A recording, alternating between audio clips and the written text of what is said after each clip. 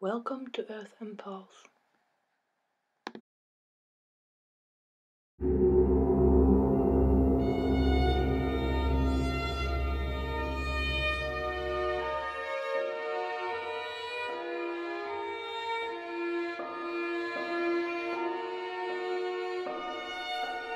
Claudia, good morning. Good morning, Christine. And I'm supposed to say good afternoon to you, aren't I? Well, it's all linear time, meaningless nowadays. Definitely. Oh my God. All right. I think this is going to be a follow-up to our last video where we were bringing out some of the more, I'll call it what I feel it is strongly, factual information about what happened during World War I and II based on documentation.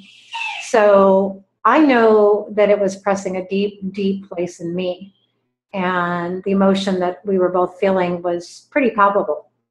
Yeah. I also know that it has provoked in some people one of those what the fuck moments.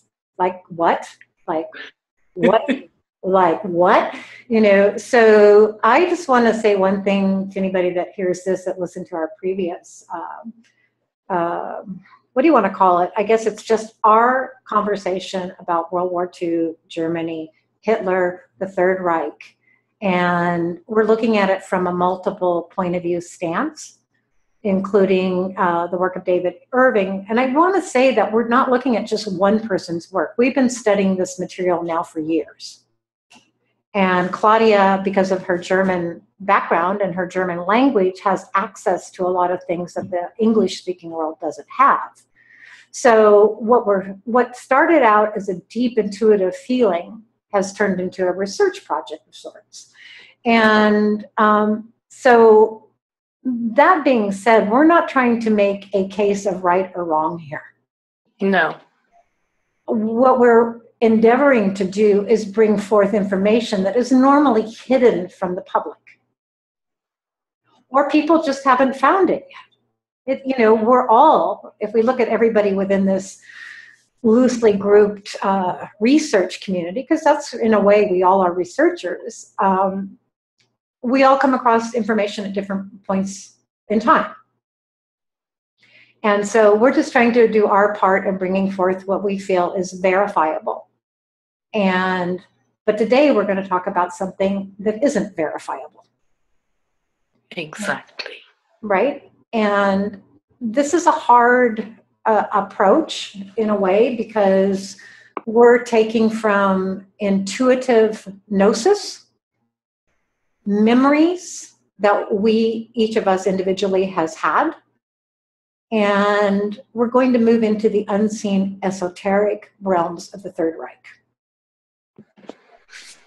Let's go. Okay.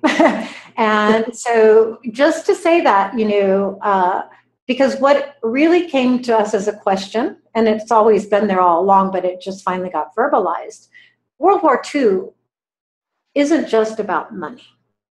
There was a huge amount of technology.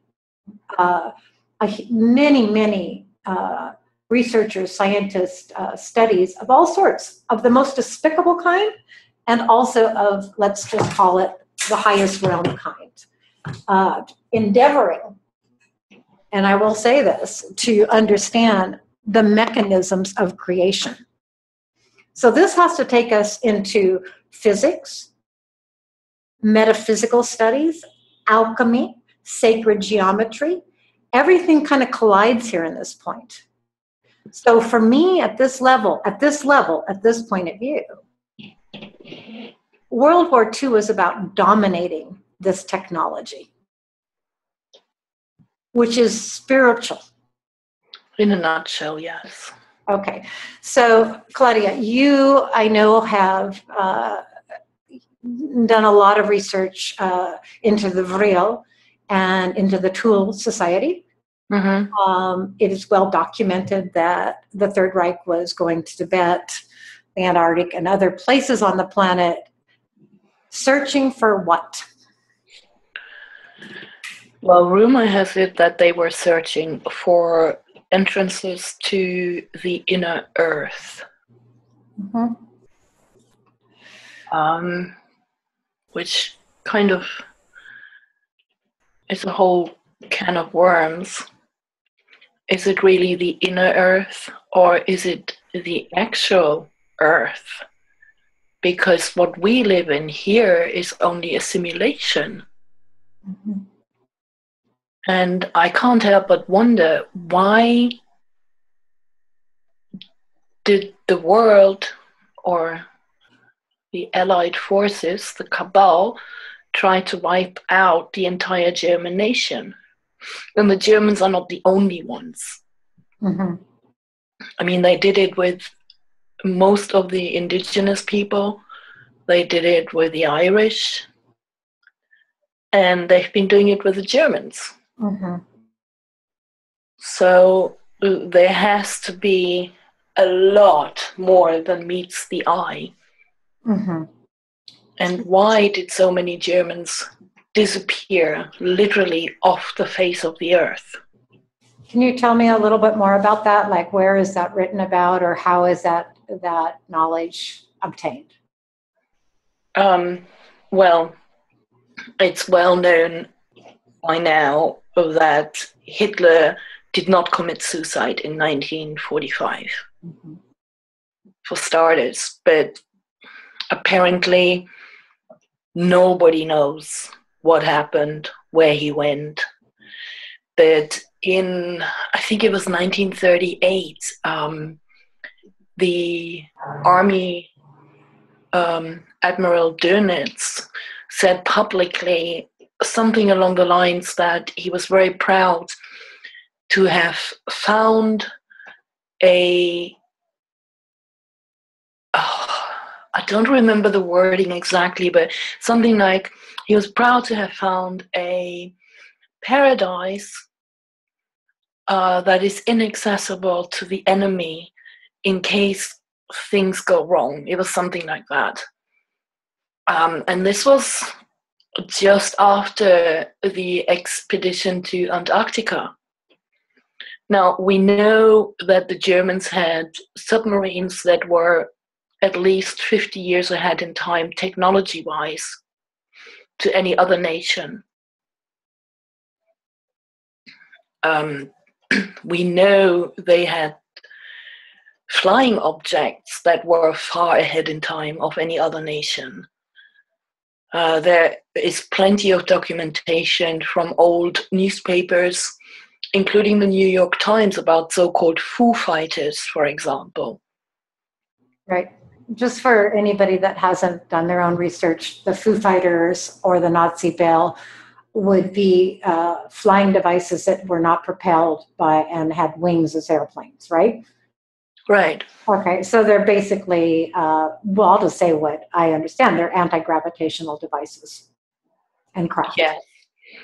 And the submarines were independent of water depth. They could dive a lot deeper than any US submarine, for example, and for much longer. Okay, so we're looking at the Third Reich had access to technologies far, far in advance of anything that was being used during the war. I mean, Yeah. the war was fought with guns and bombs and tanks and planes and all of that. So it seems that there was a rush for technology here, a fight for technology. There was. I mean, but even by the time the war started, the Germans were already far ahead with what we today call alternative technology. Mm-hmm. I mean, Schauberger said, I think it was in 1923, Schauberger pointed out that generally the engineers were moving everything the wrong way. Mm-hmm. And he was referring to anything based on the principle of explosion is satanic, which would perfectly explain why free energy is still being throttled now. Right. Because free energy, we'll get into that because this is where I'm coming from at this moment. Maybe we'll leave that a little towards the end of the conversation. But free energy basically is, well, let's just call it plasma field dynamics for the moment, just to give it a name. Freely available energy that is an implosion factor versus an explosion factor. We're not using nuclear fusion, we're not using combustion, we're not using any of the things that we currently understand as energy sources. Mm-hmm. Right? And so, and it's really obvious. I mean, I'll just throw this in real quick. It's really obvious that anybody that's broadened their studies will see that, certainly in the late 1800s, early 1900s, many brilliant minds came onto the planet. And all of this was being brought out. We mostly hear about Nikola Tesla or different larger names, but there was a huge force here right now on the planet ready to give to humanity, really, this knowledge. Yep. And apparently humanity chose not to accept it. So let's go back now to Hitler and the Third Reich. And this is where I feel we are right now in consciousness. We're revisiting something. I think this is why this subject is so vital to really dig into, is that we have a choice to make as humanity right now. Are we going to war again?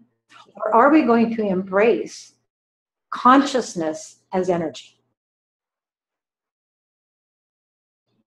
And I think this is where we get really deep into what was happening in the Third Reich, and probably other places on the planet too, is that they had accessed this free energy source.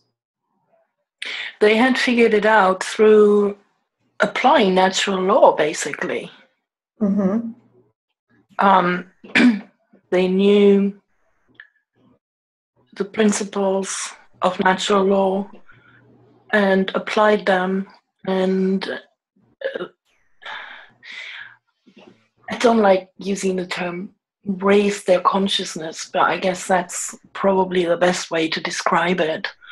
And that's how they were able to access these alternative means to, travel and energy and so on. Mm-hmm.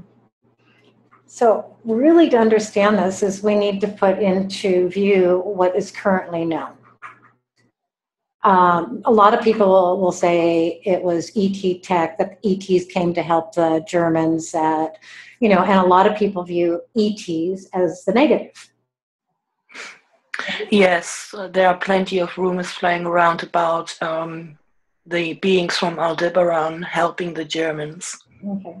Because initially the mediums of the Vril Society were through automatic writing, channeling instructions to build these machines. Okay. So let's just sit with that for a minute. I feel there is so much confusion, and actually what we're looking at is quite much simpler. That all of these has been a great distraction, including the war, was a great distraction of destruction, to simply not allow humanity to have access to this.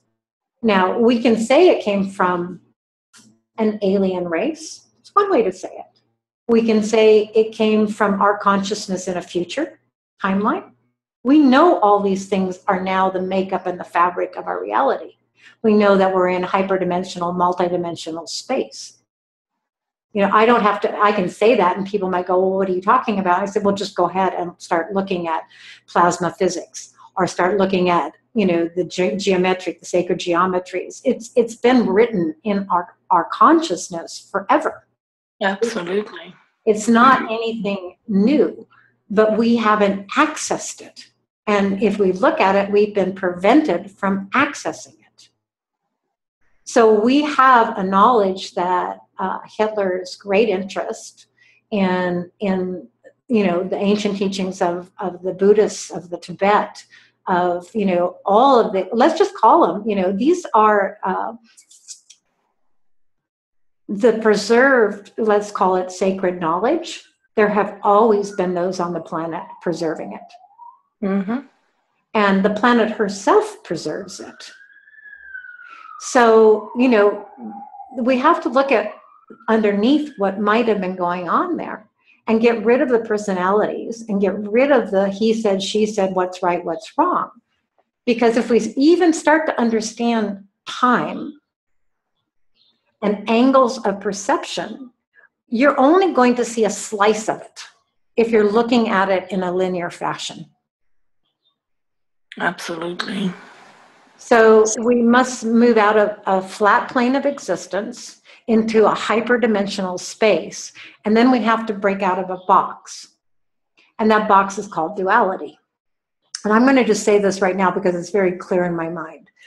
If you look at us as being in a cube, it is always a reflection. Every surface reflects the other inside that cube. We have the immediate polar opposite fields. But if you spin the cube, and if you get that spin on that cube to the hyperdimensional space of the cube, you have now merged those two fields. And I am starting to feel that this is the propulsion mechanism of consciousness, and it's also the propulsion mechanism that they were bringing in from this knowledge and why they were able to make flying machines. Yes, absolutely. So, I feel this is so vital, Claudia. There's a historical aspect of it. And I think that's very necessary because there's been an obvious distortion. And people make mistakes all the time, as far as I can tell, by carelessly using words and labels. Oh, yeah, that's a big one. Mm-hmm. So, going back to that, your feelings. Okay, we've talked about real before, and we've talked about the hollow earth and the inner earth, and we've talked about some of these things. So really, to speak about them, we have to get out of physicality. Exactly. And go into hyperdimensional space. Yeah, and it's not easy to find words. Well, yeah, we know that. So, if the Third Reich, and I'm using the word if because I'm going to leave it as an open proposition or question to any listener, had access to hyperdimensional space. And they were actually creating craft. You would say that the cabal or the life-sucking parasitical forces would have to stop that at all costs if it wanted to keep a control structure on the planet. Yes, also because that would be very much pro-life. Because it would basically give all of humanity complete independence, wouldn't it? Mm-hmm. Right, because this is what I'm understanding, and I am so fortunate to be in contact with so many people that are doing this work. It comes down to something actually simplistic.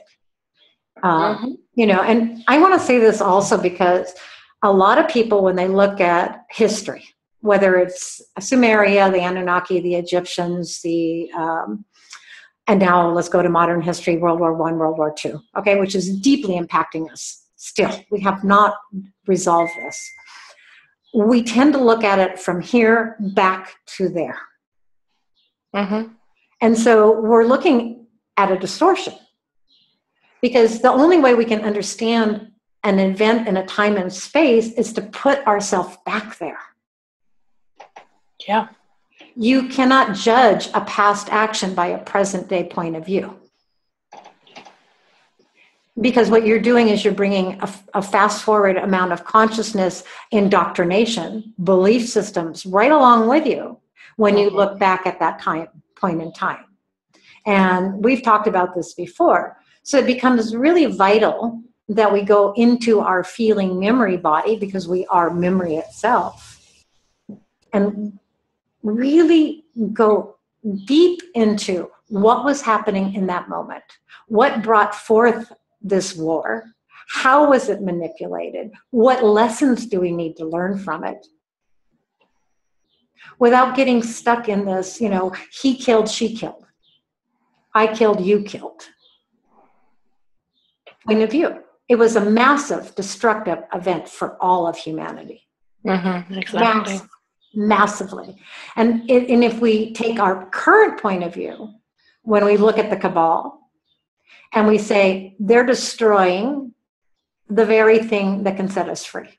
So if we just take that for a moment and hold it in our minds, and we look at the German people, and we look at bloodlines, not from the point of view of we're a homogenized race, but we look at bloodlines and blood markers. And this is not a prejudicial thing. Every race brought in something unique and special. Every race did. And yet we have, if we look at the Native American of today and the battle going on in Standing Rock, North Dakota, and if we look at the Celts and we look at the Druids and we look at, let's call them the root races on the planet. Exactly. The original tribes. Exactly. The root races. Each of them carry a special, let's say, energetic bloodline marker. None of this was by mistake. So I'm going to say very clearly here from my own understanding, and I do not tell anybody they have to think like I think or see what I see, that what actually Adolf Hitler was trying to get across and trying to protect was his root race. And he was wanted, and he professed it many times if you really listen to what he said, that every root race had a right, had a place on this planet in its own time. So yes, he was against racial mixing to some extent because he saw the dilution that was coming. Now, the fact is we're at a very diluted state. We all have right now all the races in us for the most part, including the archonic markers. What we can do is go into that bloodline because it is a memory channel. And we can bring out of it what is an Aryan. You see, people don't go far enough when they start looking into things. And you told me the other day what it is. It's a developed character. Yeah. So, it's not about color of skin. It's not about the color of your eyes or your hair.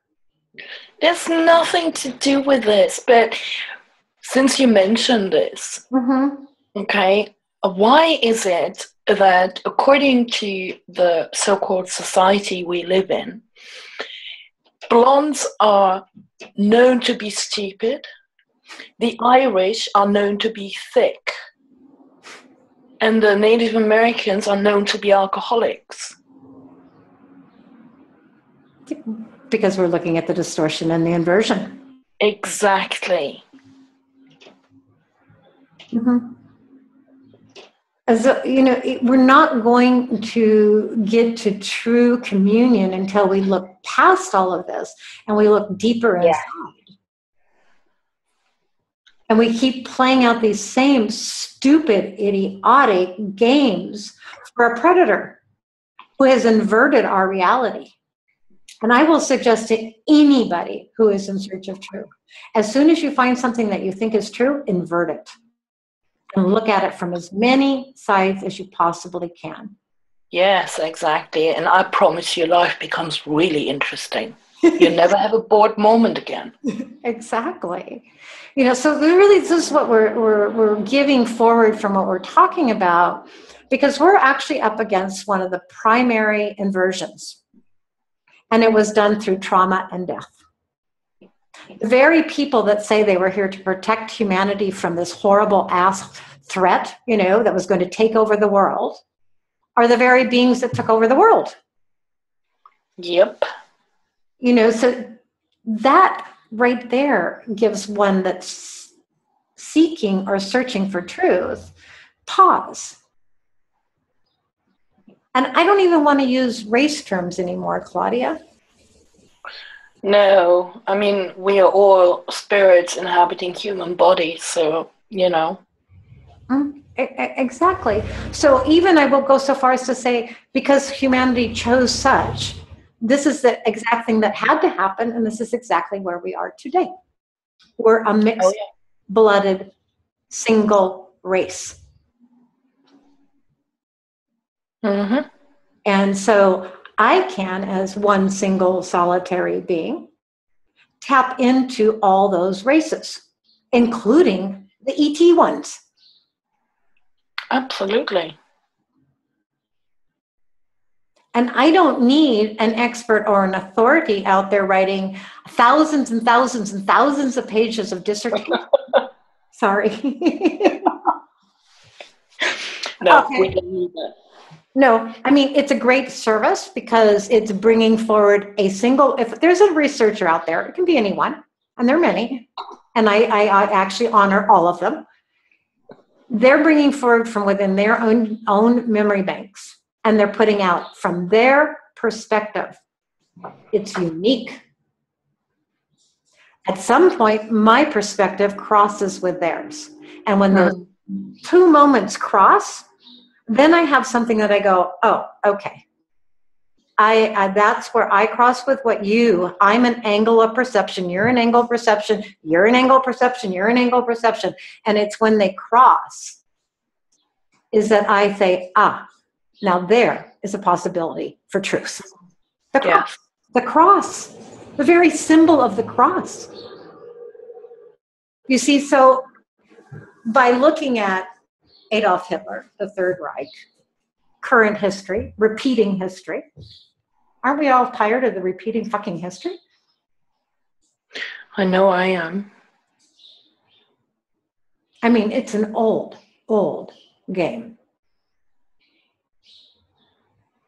And it's been done so many times. It's, it's really high time that we learn from it. Precisely. So let's go back a minute to hyperdimensional space technologies. So what Adolf Hitler is quoted as saying that he was, I don't remember exactly the words, but had the great pleasure of knowing that there was a place where the enemies couldn't get to him. Yes. And we're going to, most people would probably say, oh, well, there's tunnels under the earth, which there's millions of them. I mean, we know that now too. There's a massive amount of take rocket science to figure out. Right. That's not what they were talking about. Exactly. And we know that too. Right. So if we're looking at reverberations of a resonance of realities into the hyperdimensional space, we're moving from, let's just say, first dimension, second dimension, third dimension, fourth dimension, fifth dimension, sixth dimension, seventh. Okay. All of those, for it to be actually true, has to have a resonance one on the other. One precedes the other follows the other. It's in a constant movement and flux up and down through dimensional space. Mm-hmm. So, like a cell in my body at this level, at this dimension looks solid, but it's anything but solid in the next dimension up. And we can keep moving up through the dimensional aspects of space. So space-time. Well, space. So, if Adolf Hitler was able to access hyperdimensional space, and they were actually bringing in technology that was using that knowledge, we have to look at it a little differently. And we're looking at not somebody who won a war, somebody who's great love, and I will say that, for his people, okay, who he felt were his root race, was literally almost wiped off the face of the planet. Yep. And so do each of us individually and together have the ability to tap into that memory field and find out what was being hidden there?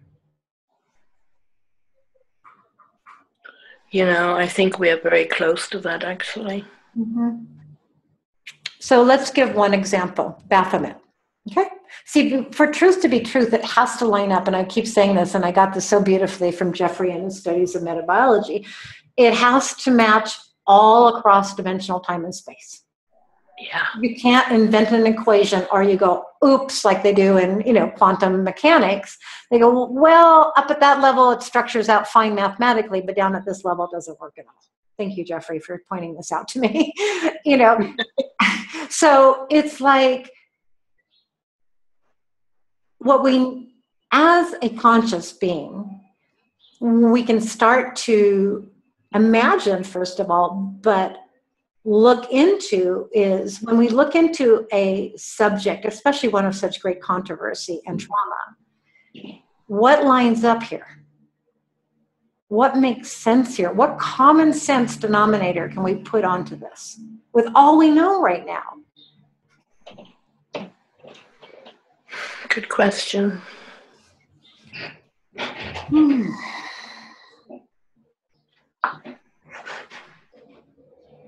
I mean, for me, it's actually comes a little bit simplistic. There are forces for good and evil. There are positive and negative poles of existence. There is a duality in a box. And there's pro-life and anti-life. Mm-hmm. But I think that's what it comes down to when we talk about Hitler. Yeah. I mean, he made how many attempts to maintain peace before during 1939? Yeah. And then probably equal amounts of attempts to end the war as early as possible, and not necessarily in favor of the country known as Germany in terms of geography. Mm-hmm. Mm-hmm. He was vegetarian because he could not bear the thought to have an animal killed for him. Mm-hmm. He did a whole lot of stuff that had never been heard of before, such as making sure that every family can have an annual holiday. That strikes me all as very pro-life. Mm-hmm. And he did the one cardinal sin for anything on the cabal side. He tried to create a separate economy. Well, he did create. Yeah, just as Gaddafi did, right? Yeah. I mean, it's the same story. And for me, I don't need to know much more than that. Sure, they're all human beings and they all made mistakes and they all had, we all have it in us. We're not at a perfected state. But when I see that pattern, that tells me what I really need to know to further go in deeper here. Mm-hmm. Because it's not about politics. It's not even really about race. It's about freedom. It's about the freedom to choose. And if you have a nation like Libya or, the Third Reich, which actually more, Austria wanted into the Third Reich, there were troops in Hitler's army, Arabs, Romanians, Gypsies, Jews, Tibetans. Right? What does this say? This is a man that wants to wipe out all the races on the earth and say the Aryan white race is supreme? I'm sorry, no. And he is seen, and there's photos and there's documents of this, of him going to these different nations and promoting them that they kept their own knowledge base intact. Absolutely. So we're trying to bust apart a big, huge deception here by truth. Does that mean that he was a perfect being? No. Does that mean that people within his SS ranks, because we know that there are corrupt beings all across the planet, that given a certain amount of power over didn't abuse it? No. Of course there was, these things happened. The world was at a state of war.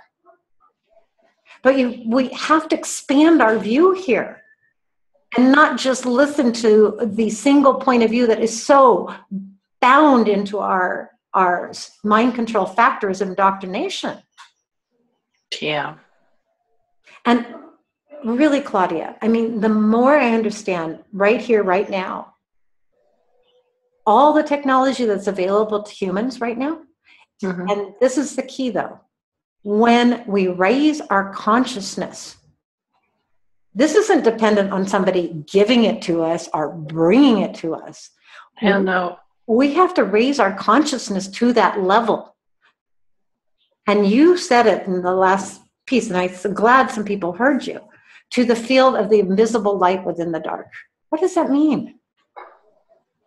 I mean, I put it out there so people will meditate on that. Yeah, or at least ponder it. Yes. And so let's put Baphomet right up. Okay. I got a little triggered by an interview I'd heard the other day. You know, when somebody said Baphomet was just a cartoon character and was false and not true. And I looked at it and I go, no, no, that's not true. Hidden within that dark image that we've come to see as the devil incarnate is all the esoteric keys. Yes, And let's so, go into the original meaning. So let's talk about that. Yeah, according to the Thule Temple, which is a German website, or rather a website in German, the original form is Akkadian or Babylonian, and it's actually called Bab Kome, which translates roughly into portal to the light. And then it was initially it was translated into ancient Persian, then into Arabic, then into Greek, and eventually into Latin. So it became Baphomet by the time it reached Latin. And what the word initially really stands for is the invisible sun, Ilum, also known as the black sun. Okay, so stop right here. All of those terms, Baphomet, the black sun, when we relate the black sun to Nazi, all of those terms have been deemed evil. Yeah. So let's invert it. What is hiding there? What sacred piece of knowledge that in actuality today, science has all over the planet shown exactly what we're talking about. And I'm going to say it in my terms because I can't say it in mathematics. It's high rate velocity spin. It's when one particle, it becomes its own generator of light. It's high velocity spin. And it's in the invisible field. And it includes the dynamics of electromagnetism and gravity. And so it's like looking at it through esoteric eyes is one way of explaining it. But see, the dark aspect or the controls, that have been put on this is that this is the inversion. It becomes the manifestation of evil. It's to keep people from looking there.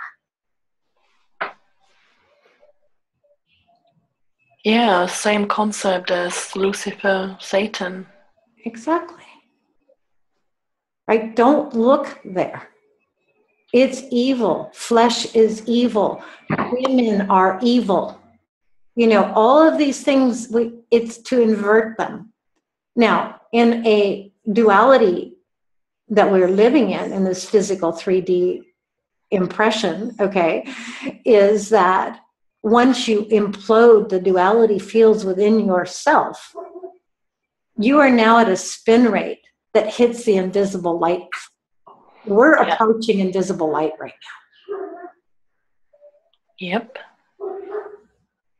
And this is why it's so essential for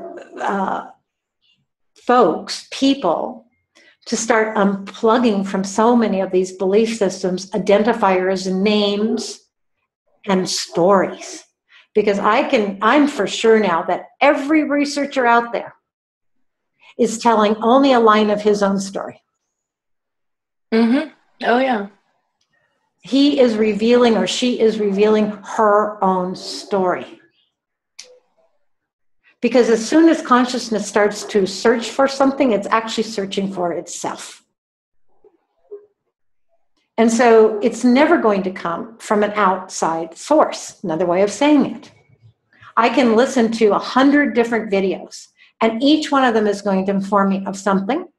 And inside of me is the one that's going to go, that's where that intersects with me.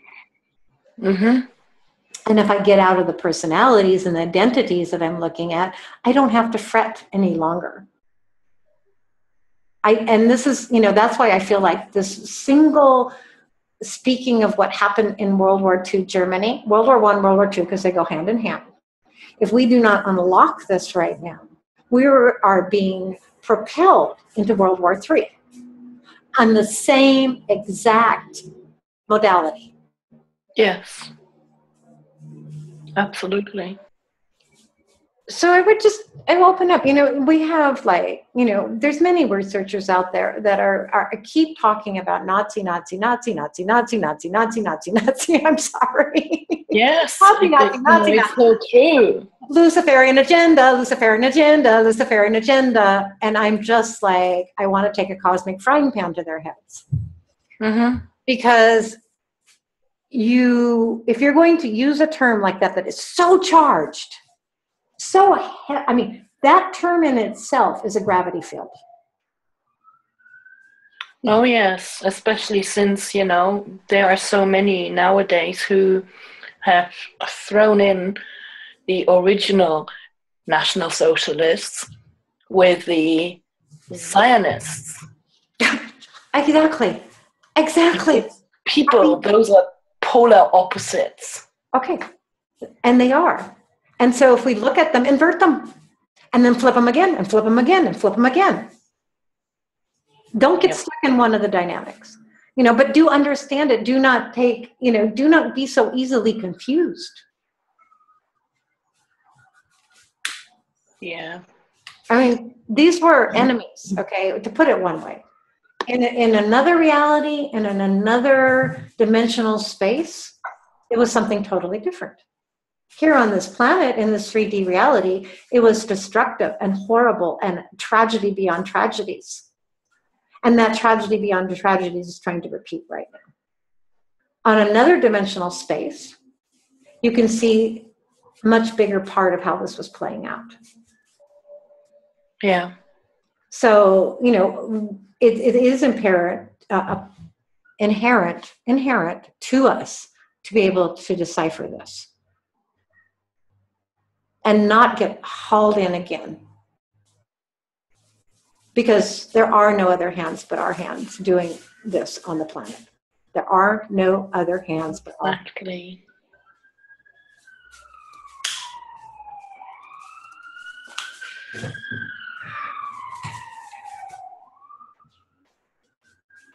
Were those the warning sirens?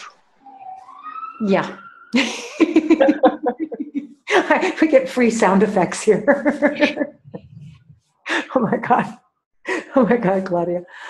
I don't really know what else to say, because if you... No, I think we've shared enough food for thought for now. Okay. I really do, because somebody who's not familiar with this, will have a lot to chew on. Mm-hmm. That's my feeling. Okay, so I just, to make it, in a way, all the complexity that's around us, all the hyperdimensional chambers, the hall of mirrors in which most people are still reflecting. The only way to get out of that hall of mirrors, or house of horrors, really, no matter how much you think it's all good and you're staying in the good and the beautiful, you're denying the destruction that's going on, and you're therefore facilitating it. Yeah. If you can start to hold those 2 points of view, or as many points of view as possible within your own sphere, you will start to spin and get out of this box.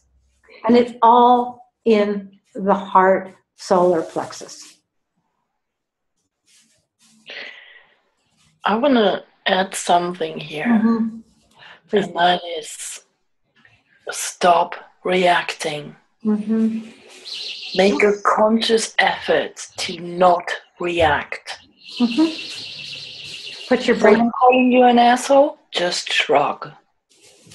Yeah. And if you react, take it inside you and find out why you're reacting.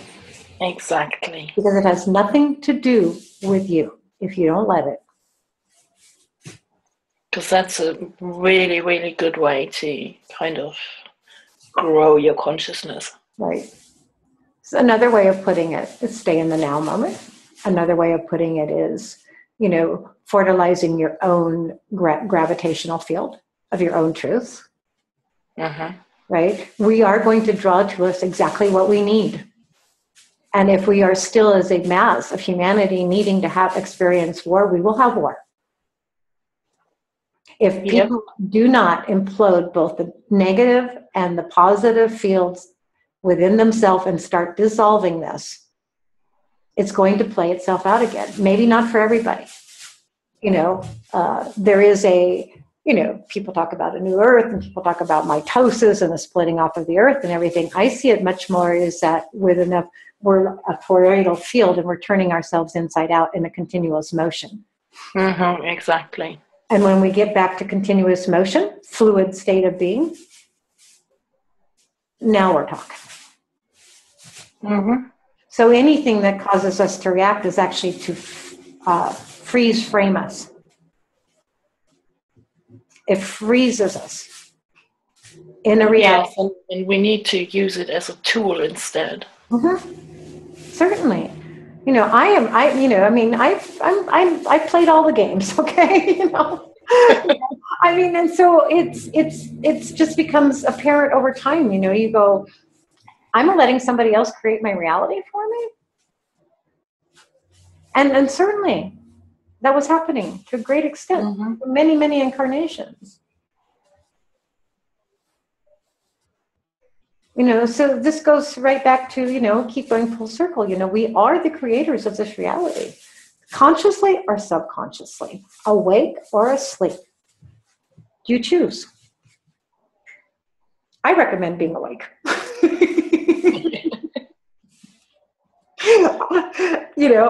I can experience the deepest sorrow and the most sublime joy, and they're both the same to me. They're like they're the two sides. Mm-hmm. Yeah. So my sorrow turns to joy and then my joy turns to sorrow because when I look at what's happening on the planet, there's great sorrow there. Absolutely. Hang on just a second. I'm pausing. Oh, never mind. I was so unprepared for this talk today, Claudia. It's okay. Yeah. We did all right. Yeah. So. And now I'm going to ride a dragon. I know. Did you love that dragon? I did. I thought you would. I'm going to stop our recording now. Many, many, many, many, many blessings to all. Love you. Love you.